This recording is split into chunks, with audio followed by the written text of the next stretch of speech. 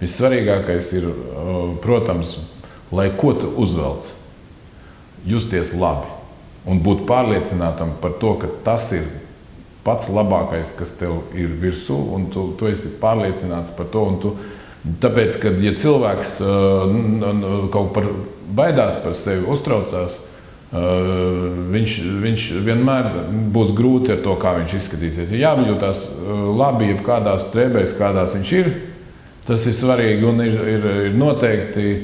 Es domāju, ka vienas receptes nav. Taču ir tik daudz cilvēku. Ir cilvēki, kas grib ģērbties romantiski. Ir cilvēki, kas grib seksualitāti pasvītrot un savu kaut kādu to izaicinošo aspektu sevī pasvītrot. Ja? Ir cilvēki, kas varbūt grib pasvītrot, ka viņš ir intelektuāli un nevis kaut kādas tur, es domāju, sievietes arī. Ja? Es domāju, tieši vislabākais ir meklēt savu to izjūtu, kas tu esi.